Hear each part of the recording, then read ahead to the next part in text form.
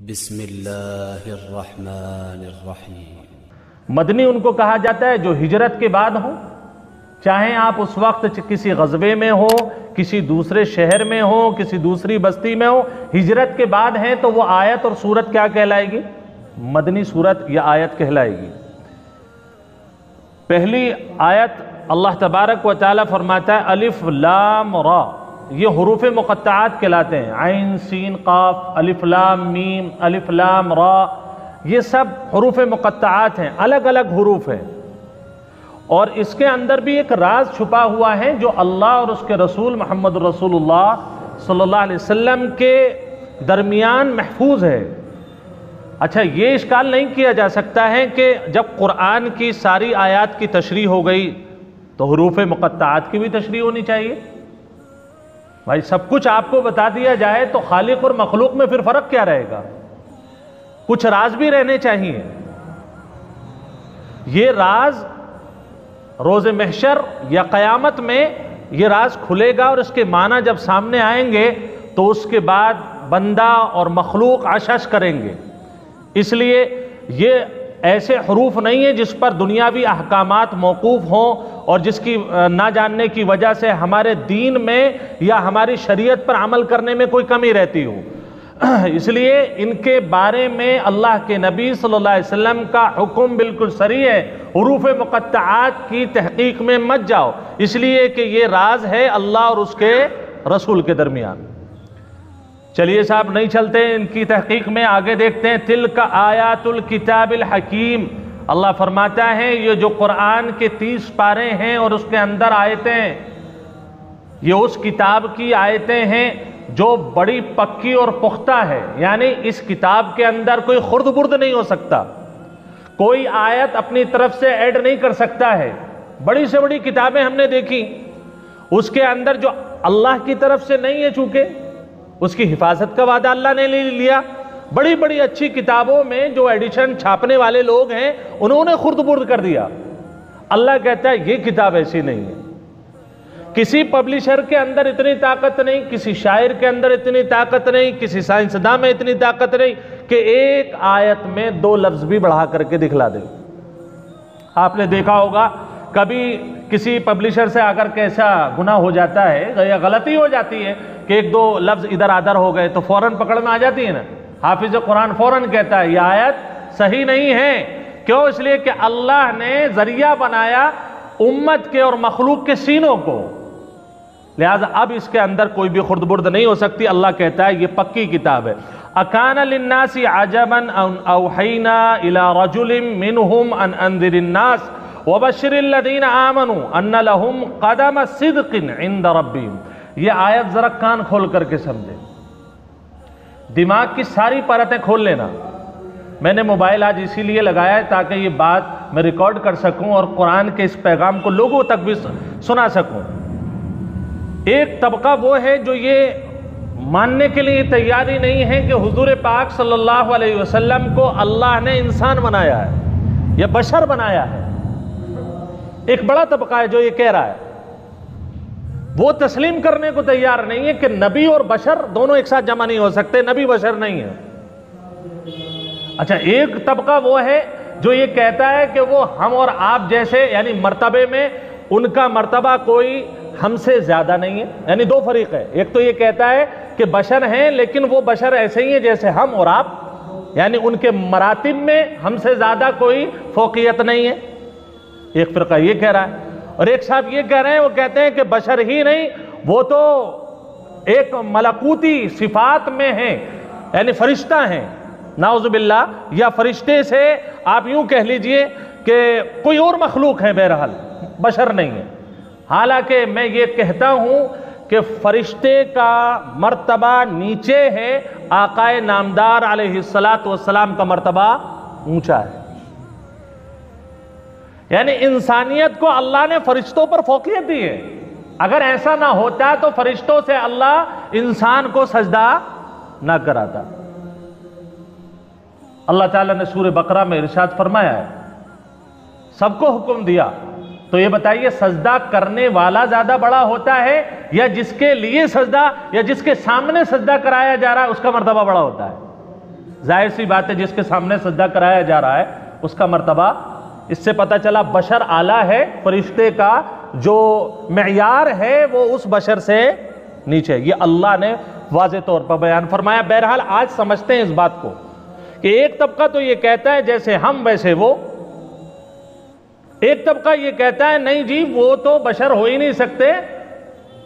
اب ان دونوں کو سمجھتے ہیں۔ دیکھیے قرآن کی آیت یہ کہتی ہے، ایک طبقہ جس وقت قرآن نازل ہو رہا تھا وہ ان کے ذہن میں یہ بات تھی کہ نبی ہوگا تو بشر نہیں ہوگا، اور بشر ہوگا تو نبی نہیں ہوگا۔ یہ آج کا مسئلہ نہیں ہے، یہ مکہ کے کافروں اور مشرکوں نے کہا تھا، حضور پاک صلی اللہ علیہ وسلم پر اعتراض کیا تھا، تم رسول نہیں، تم نبی نہیں، کیسے نبی ہو بھائی؟ ہماری طرح کھاتے ہو پیتے ہو، ہماری طرح سڑکوں پہ گھومتے ہو، ہماری طرح تم ادھر جاتے ہو ادھر جاتے ہو، شادیاں تم کرتے ہو، غموں میں تم شریک ہوتے ہو، کیسے بشر ہو تم؟ اگر اللہ کو نبی بنانا ہوتا بشر میں تو ہم اعلیٰ ہیں، تم کیسے اعلیٰ ہو سکتے ہو؟ لہذا ان کا نظریہ یہ تھا کہ اللہ جب بھی کسی کو نبی بنائے گا وہ بشر نہیں ہوگا۔ اللہ نے اس کا جواب دیا، اکان للناس عجبا، کیا لوگوں کو اس بات پر تعجب ہے، ان اوحینا، کہ ہم وحی نازل کریں، الی رجل، رجل کے معنی مرد کے آتے ہیں۔ مرد بھائی بشر ہوتا ہے یا غیر بشر ہوتا ہے؟ مرد اور عورت بشر کی قسمیں ہیں یا غیر بشر کی؟ انسان کی قسمیں ہیں نا، مرد اور عورت۔ اللہ نے رجل کا لفظ استعمال فرمایا۔ اب ہم یہ کہیں کہ ہم نہیں مانیں گے رجل کو، نبی رجل نہیں ہو سکتا، تو بھائی تم مت مانو۔ ہو سکتا ہے تمہارا علم نعوذ باللہ ثم نعوذ باللہ، کیا اللہ سے بڑھ کر کے تمہارا علم ہے؟ نہیں ہو سکتا نا۔ اللہ عالم الغیب ہے، وہ سب کچھ جانتا ہے، جو اس نے کہہ دیا اس کو ماننے کا نام دین ہے۔ من گھڑت خیالات جو ذہن میں آ رہے ہیں ان کو ماننے کا نام دین۔ اللہ فرماتا ہے کہ تمہیں اس بات سے تعجب ہے کہ ہم نے انہی میں سے ایک آدمی پر وحی نازل کی، کس لیے؟ ان انذر الناس، تاکہ وہ لوگوں کو ڈرائے، وبشر الذین آمنوا، اور ایمان والوں کو بشارت دے دو، ان لہم قدم صدق، کہ ان کے لیے پایا ہے سچا، پایا سچا ہے ان کے رب کے نزدیک۔ اب اللہ نے بالکل واضح کر دیا نبی بشر ہوتا ہے۔ اچھا دوسری آیت میں آپ کو سناتا ہوں، اللہ تعالیٰ نے قرآن میں ہی فرمایا، انا بشر مثلکم یوحی الی۔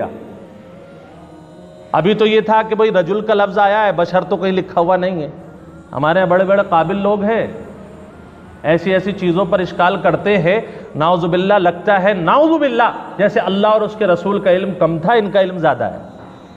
اگر قرآن سے ٹکراؤ گے تو کافر مرو گے۔ اللہ کے یہاں اللہ کا کلام، رسول اللہ صلی اللہ علیہ وسلم کی زندگی ہی ہمارے لیے دین اور ایمان ہے۔ میرا دل کیا کہہ رہا ہے، میرا ذہن کیا کہہ رہا ہے، اس کا کوئی اعتبار نہیں ہے۔ اللہ کہہ رہا ہے انا بشر مثلکم یوحی۔ اللہ کے نبی صلی اللہ علیہ وسلم سے کہلوایا گیا لوگوں سے کہو میں بشر ہوں، انا بشرم، انا کے معنی میں، بشرن کے معنی بشر، انا بشرم مثلکم، تمہاری طرح، یوحی الیہ، لیکن یہ بھی مت سمجھ لینا تمہارا میرا مرتبہ برابر ہے۔ یوحی الیہ، تمہارے طرف اللہ کی طرف سے وحی نہیں آتی ہے، میرے اوپر اللہ کی وحی آتی ہے۔ تو اللہ کے نبی صلی اللہ علیہ وسلم بشر ہیں، یہ بات کلیئر ہو گئی، لیکن بشر ایسے ہیں، نہ ہم ہیں، نہ آپ ہے، نہ کوئی صحابی ہے، نہ کوئی بزرگ ہے، ان کا مرتبہ بعد از خدا توئی قصہ مختصر۔ اللہ کے نبی صلی اللہ علیہ وسلم کا مرتبہ اللہ کے بعد سب سے بلند و بالا ہے۔ تو مرتبے میں اللہ کے نبی صلی اللہ علیہ وسلم کے کوئی بشر نہیں، اللہ کے بعد مرتبہ رسول اللہ صلی اللہ علیہ وسلم کا۔ اگر کوئی یہ کہتا ہے کہ ہم اور نبی برابر ہیں، بے وقوف، نادان ہے، جاہل ہے۔ اور اگر کوئی یہ کہتا ہے کہ رسول بشر نہیں ہو سکتا، وہ اس سے بھی بڑا جاہل ہے۔ یعنی انا بشر مثلکم یوحی، وہ اللہ سے ٹکرا رہا ہے ڈائریکٹ۔ اللہ تو بشر کہہ رہا ہے، ہم نہیں مانیں گے، نعوذ باللہ۔ جو اللہ کی بات نہ مانے بھائی وہ کیا ہوتا ہے، ذرا بتا دیجئے۔ اللہ کی بات اگر نہ مانے تو اسے کیا کہیں گے آپ؟ ارے کافر کہیں گے، نہیں کہیں گے؟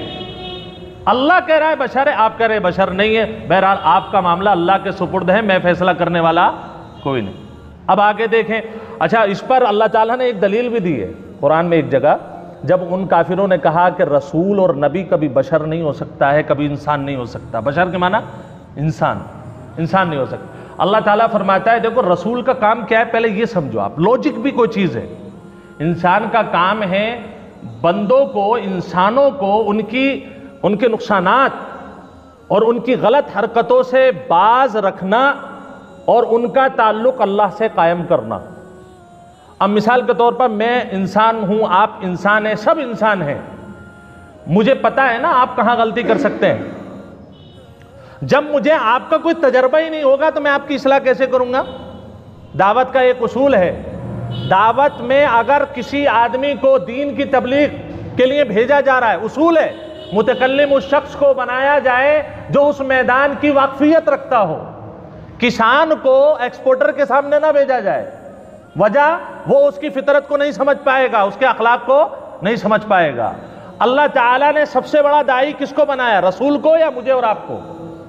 رسول اللہ صلی اللہ علیہ وسلم کو سب سے بڑا داعی بنایا. اور داعی کا کام یہ ہے کہ جن کو دعوت دی جا رہی ہے ان کی جنس اور داعی کی جنس برابر ہونی چاہیے. اگر اللہ فرماتا ہے اگر فرشتہ کو نازل کر دیا جاتا دنیا میں تو اسے کیا پتا وہی بیوی سے متعلق ہونے کے بعد کون سے کام حرام اور کون سے حلال ہونے چاہیے؟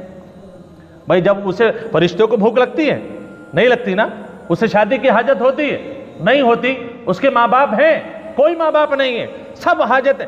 اسے جو جس مٹی سے یا جس انداز پر میرے رب نے بنایا ہے وہ بس اسی کو جانتا ہے، میری اور آپ کی برائیوں کو نہیں جانتا. پھر وہ دعوت کس بات کی دیتا صاحب؟ آپ تو اور ہم تو یہ کہہ کر کے نکل جاتے صاحب تمہیں کیا پتا ہماری تکلیف کا، ہم تمہاری بات کیسے مان لیں؟ یہی کہتے نا، آپ کو کیا معلوم ہماری تکلیف کا، لہٰذا ہمارا راستہ الگ اور آپ کا راستہ الگ. اللہ نے فرمایا اگر دنیا میں سب فرشتے ہوتے تو میں اپنا رسول بھی فرشتہ مقرر کرتا. لَأَنزَلْنَا عَلَيْهِمْ مَلَكَ الرَّسُولَ. اللہ فرماتا ہے میں ان کے اوپر رسول مجھے متعین کرتا، وہ فرشتہ. لیکن تم سب بشر ہو، اس لیے رسول بھی کون سا ہونا چاہیے؟ بشر ہونا چاہیے، لیکن اس کا مرتبہ سب سے اعلیٰ اور عرفہ ہے. بہرحال اللہ فرماتا ہے جو لوگ کہتے ہیں کہ میرا نبی بشر نہیں ہے، اکان للناس عجبا، کہ ان لوگوں کو تعجب ہے اس بات پر کہ ہم نے انہی میں سے ایک آدمی پر وحی بھیجی اس لیے کہ وہ لوگوں کو ڈرائے اور خوشخبری سنا دیجئے ایمان والوں کو کہ ان کے لیے پایا سچا ہے عند ربہم، ان کے رب کے نزدیک. یعنی ایمان والوں کا جو مرتبہ ہے اپنے رب کے نزدیک بڑا بلند و بالا ہے. قال الکافرون ان ھذا لساحر مبین. اللہ کے نبی صلی اللہ علیہ وسلم جب قرآن پڑھتے تھے نا تو ایک قسم کا آدمی کے اوپر سحر طاری ہو جاتا تھا، یعنی اسے لطف آنے لگتا تھا. اچھا ہماری اور آپ کی ایسے مان لیجئے کہ یہ کم بختی کہہ لیجئے کہ ہم عربی سے واقف نہیں ہیں، ہم ایسی جگہ پیدا ہوئے جہاں دوسری زبانیں بولی جاتی ہیں. اہل عرب جب قرآن پڑھتے ہیں تو آج بھی روتے ہیں. آپ پڑھ کر کے دیکھ لیجئے کسی اہل عرب کے پیچھے نماز، مزہ آ جائے گا. یعنی آپ کو سمجھ میں نہ آئے پھر بھی رونے لگیں گے. وجہ کیا ہے؟ وہ سمجھ کر کے پڑھ رہا ہے. ہمارے ہاں پوری تراویح ہو جاتی ہے، حافظ جی کو یہ بھی نہیں پتا ہے کہ میں نے کون سی آیت عذاب والی پڑھی ہے اور کون سے ثواب والی پڑھی ہے. اس لیے جیسے پہلی رکعت میں اور پہلے دن تھا اسی انداز پر آخری دن بھی ہوتا ہے. اتنا اور کہہ دیتا ہے بڑا تھک گیا، بہت زیادہ محنت کرنی پڑی. تراویح کا مقصد تھا اللہ کو راضی کرنا. بہرحال میں یہ نہیں کہتا کہ ایسے لوگوں کے پیچھے نماز نہیں ہوگی، نماز سب کے پیچھے ہوگی، لیکن ایک لطف جو ہے قرآن کو سمجھ کر کے پڑھنا اس کا مزہ آپ کو نہیں آیا. قرآن تو رلا دیتا ہے بڑے بڑے اچھوں کو. کیوں؟ اس لیے کہ قرآن سمجھ رہے ہیں ہم. کوشش کیجئے اتنی عربی تو آ جائے کہ جب اللہ تعالیٰ کافروں کا ذکر کرے تو رونگٹے کھڑے ہو جائے، اور جب عذاب کا ذکر کرے تو قبر سامنے آ جائے، اور جب جنت کا ذکر کرے تو لطف آنے لگے. واقعات بہت ہیں لیکن ابھی بتاؤں گا نہیں. تو بہرحال ان لوگوں کا کہنا کیا تھا کہ جو بھی لوگ سنتے تھے ان لوگوں کو جا کر کے یہ کافر جو سرگنا تھے ان سے کہتے تھے سننا مت ان کی بات، قرآن سنو گے تو جادو ہو جائے گا، یہ جادوگر آدمی ہے، جادوگر آدمی ہے. اللہ نے ان کے قول کو نقل کیا کہ کافر کہہ رہے ہیں میرے نبی کو ان ھذا لساحر، کہ یہ آدمی ساحر ہے یعنی جادوگر ہے، اور کھلا ہوا جادوگر ہے، سری جادوگر ہے، لہذا اس کے قریب بھی مت جانا، قرآن سننا بھی مت، کیونکہ قرآن کا اپنا ہی لطف ہوتا ہے. ان ربکم اللہ الذی خلق السماوات والارض فی 6 ایام. اللہ تعالیٰ نے فرمایا کیا تمہیں اپنے اس رب پر شک ہو رہا ہے؟ رب پر شک ہو رہا ہے کہ رسول کس نے بنایا ہے؟ تم اپنے رب کو بھی نہیں دیکھ رہے. बिलाशुबा तुम्हारा रब वो अल्लाह है जिसने आसमान और जमीन की तख्लीक मैं 6 दिनों में की है। 6 दिनों में जमीन और आसमान, पहाड़, पौधे और इसी तरीके से आपके दरिया, समंदर, ऊंच और नीच, सबको अल्लाह ताला ने 6 दिनों में पैदा फरमाया। सुम्मस्तवा अलल अर्श, फिर अल्लाह ताला अर्श पर मुस्तवी हो गया। युदब्बिरुल अम्र, जो कामों की तदबीर करता है, यानी अगर उसने रसूल भेजा है तो एक प्लान के साथ भेजा है। आपको मुझे पैदा किया है तो एक प्लान के तहत पैदा किया है। कोई भी बेमकसद अल्लाह के यहाँ पैदा नहीं होता। मा मिन शफीइन इल्ला मिन बादि इज़्निही, कोई सिफारिश नहीं कर सकता है मगर उसी ही की इजाजत के बाद। यानी अगर आप ये समझो कि मैं तो नमाज ना पढ़ूं, ये ना करूं, वो ना करूं, मेरी तो सिफारिश हो जाएगी, अल्लाह तो मुझे माफ कर देगा, नहीं मेरे भाई, अल्लाह भी सिफारिश उन लोगों की कबूल करेगा जिन्होंने अल्लाह को राजी किया होगा। ऐसा नहीं है कि आप जाएंगे तो आपका इस्तकबाल हो जाएगा, नहीं, वहां पर भी चेक इन होगी आप क्या लेकर के आए और क्या लेकर के नहीं आए हैं। अल्लाह ताला फरमाता है ज़ालिकुमुल्लाहु रब्बुकुम फ़अबुदूह, ये अल्लाह है, तुम्हारा रब है, फ़अबुदू, उसी की इबादत करो। अफला तज़क्करून, क्या तुम ध्यान नहीं देते हो? आसमान मैंने कैसा बनाया तुम देखते नहीं हो, जमीन कैसे बनाई देखते नहीं हो, सब कुछ तुम्हारी सहूलत के लिए मैंने पैदा कर दिया। तुम मस्ती से सोते हो रात को, दिन भर तुम चलते हो, अल्लाह ने आसाइशें दे रखी हैं, खाना और पीना वक्त पर हो रहा है। अफला तज़क्करून, क्या तुम्हें अभी भी ध्यान नहीं दे रहे हो तुम मेरी मखलूक पर और मेरी खिलकत पर? इलैहि मर्जिउकुम जमीआ, आज मत मानो, नहीं मान रहे हो तो, लेकिन तुम सब एक मर्तबा मेरे पास फिर जमा होगे। मर्जिउकुम, तुम्हारा लौटना, तमाम लोगों का लौटना मेरी तरफ होगा। उस बात को ध्यान रखना, जब नतीजा या आखिरत जहन में होगी तो गलती कम होंगी। वादल्लाहि हक्का, अल्लाह फरमाता है हल्के में मत लेना कि अल्लाह ने तो बयान कर दिया, होगा थोड़ी ना। अभी भी क्या कहता है बेटा, अगर कोई गलती हो जाए तो अब्बा है, थोड़ी और रात में जाऊंगा तो सोते हुए मिलेंगे, अगर पकड़ भी लिया तो क्या एक आध थप्पड़ मारेंगे, काम खत्म हो जाएगा। वहां थप्पड़ का मामला नहीं है, वहां तो फरिश्तों को जो हुक्म मिल गया वो हुक्म मिल गया, बात खत्म हो गई। उनका अजाब भी आला है और उनकी जन्नत भी आला है। वादल्लाहि हक्का, अल्लाह फरमाता है हल्के में मत लेना, अल्लाह का वादा सच्चा है, जो वो कह रहा है वो होकर रहेगा। इन्नहु यब्दउल खल्क, बिलाशुबा वो मखलूक को पहली मर्तबा पैदा करता है। सुम्मा युईदुहु, फिर वो उसको पैदा करेगा। किस लिए? लियज्जियल्लज़ीना आमनू, ताकि वो ईमान वालों को उनका बदला दे सके, ताकि वो बदला दें उन लोगों को जो ईमान लाए, व अमिलुस सालिहात, नेक अमल के, बिलकिस्त, इंसाफ के साथ। यानी अल्लाह ये फरमाता है जो बदला होगा वो नाइंसाफी पर नहीं होगा, जितना तुम करके लाओगे उसका बदला तुम्हें मिलेगा। आखिरी आयत, वल्लज़ीना कफरू लहुम शराबुम मिन हमीम, ये तो नेक लोगों की बात बताई, अल्लाह बदला देगा। अब काफिरों को क्या होगा? और वो लोग जिन्होंने कुफ्र किया यानी अल्लाह का इनकार किया, उन लोगों के लिए ऐसा पीना है, ऐसा खोलता हुआ पानी, शराब के माना मशरूब के आते हैं, खोलता हुआ मशरूब होगा। व अज़ाबुन अलीम, दर्दनाक अज़ाब होगा, बिमा कानू यकफुरून, उनके इनकार करने की वजह से। यानी जो अल्लाह कह रहा है वो तो नहीं मान रहे, जो दुनिया वाले कह रहे हैं उसे खूब मान रहे हैं, यहाँ जाओ वहाँ जाओ, ये करो वो करो, सब कुछ जो अल्लाह कह रहा है उसके खिलाफ। और अल्लाह ने क्या बात कही है कि मेरा रसूल क्या है?